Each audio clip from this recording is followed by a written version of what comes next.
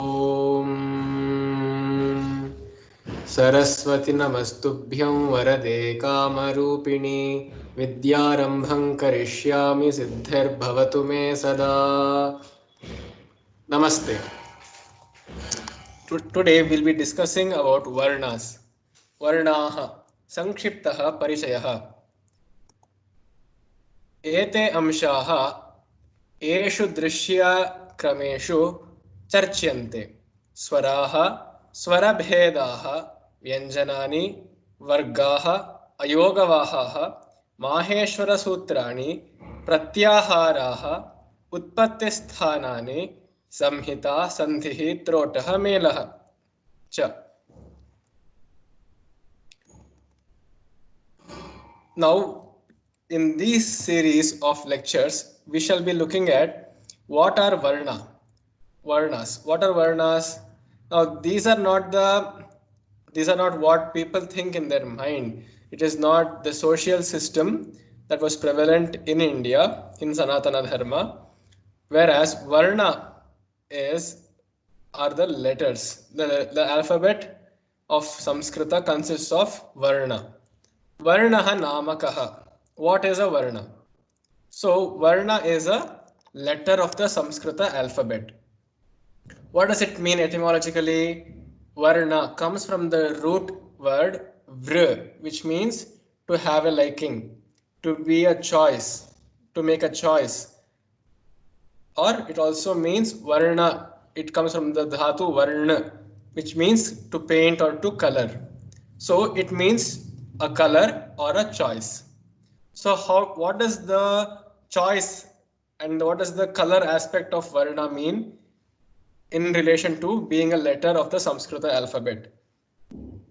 A color is a visual sensation.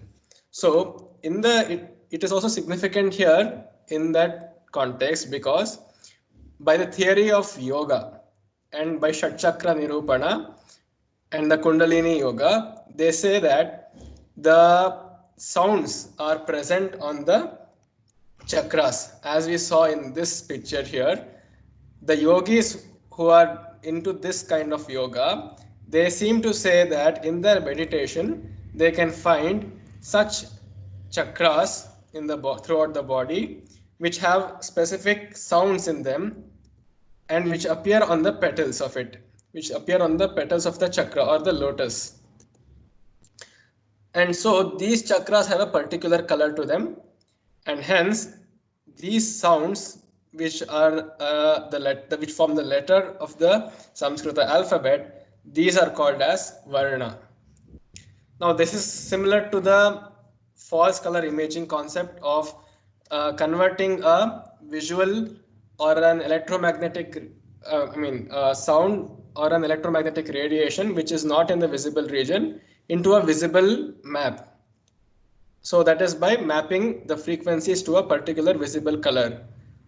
In that context also, such sounds which are nothing but waves present in air or in water or in solid, these sounds which have a particular frequency, these are mapped into a certain color in the Yoga Shastra, and hence the sound being a sensation of the ear now has been converted to a sensation of the eye, which is more sensitive in humans and which we rely more upon than sound, and hence it is called Varna.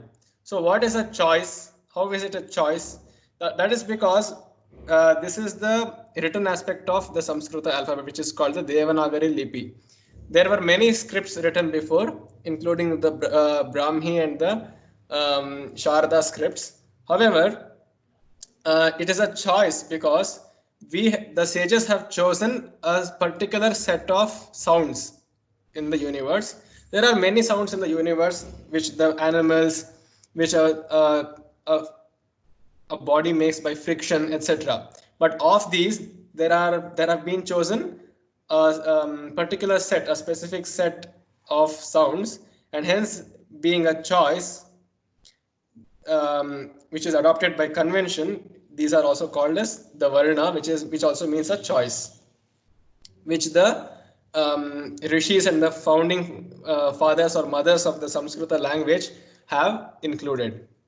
So Varnanam Moolam Kim, where do the letters emerge? What is their origin? First of all, let's discuss a few theories of of how the sounds have emerged, how these varnas have come about. First of all, as was discussed in the yoga theory, they appear on the chakras. The each sound or each letter, which each varna appears on each of the petals in the chakras. For example, let me show you here. Here, you see in the Ajna Chakra, we see in the Ajna Chakra we see Om, and in the Anahata we see Yam, Hum, Ram, Vam, Lam, and even in each of these petals there are specific sounds. For example, in this we'll have Sham, Sam, Hum, and Vam, and so on. Now, in the yoga theory, this is the supreme chakra, which is the Sahasrara, is the this violet one, which consists of all sounds in the universe. It literally means the 1,000-petaled one, and these chakras have been devolved, not evolved but devolved. When Sahasrara comes down into a living body, that energy is split into the other 6 chakras, and hence these chakras also contain a few of the letters which are from the universal set of Sahasrara. Now that is the yoga theory.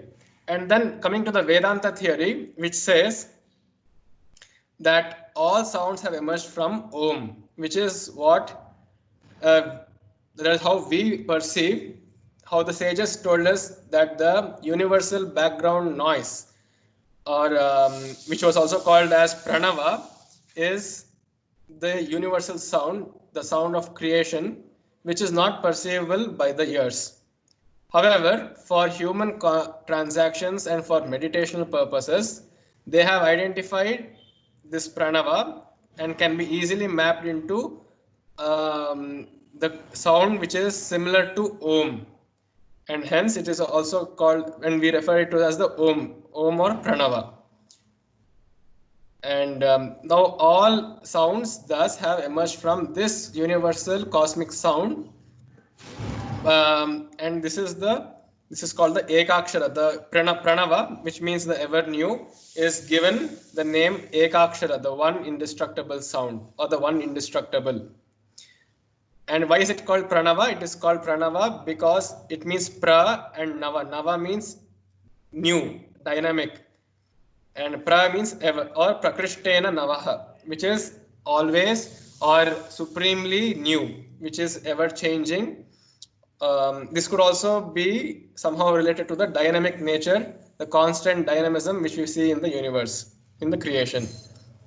The third theory which explains the origin of Varnas in Samskrita is the theory of Veda. In the Veda, there's a sukta called Purusha Sukta, and in many other Upanishads too, they discuss of how the ancient concept of alchemy, the 5 elements, out of which the subtlemost element being the Akasha, and the Akasha Tattva is the underlying principle behind the sound. And how is that possible? Because it contradicts science, you may ask. That is true, but in the definition in the context of Vedanta, however, we see that the universe also has some sound, in a sense, not that which is the science sound, which is what the waves travel through in matter, but the rishis seem to speak of some other sound which is similar to the human's perception of Om, and that is said to reside in the cosmic space, in the cosmic ether. And that is why the element of space, Akasha, is said to have emerged from the ears of Purusha. And ears here symbolically means that it was perceived by the Supreme Being or the Creator. And this is present throughout religions, and even in the in some parts of other Abrahamic religion, I think there is this mention of the word and the God. And now, so being thus, the space element, which is the governing principle, the governing element of sound, and sound is what is heard by people, and this symbology, the symbolism of ears of a Purusha, and here Purusha does not mean a man; it means the supreme being. Ears of the Purusha produce the Akasha, and there is some relation which we have to figure out there. And the fourth theory being the theory of signs. Now, this we know from school days also, that when two particles rub against each other, or when they crash into each other, or when they strike each other, the frictional energy or the force of collision, the energy of collision, is part of it is transformed into sound. That is, part of it gets converted into vibrations which travel through a material medium.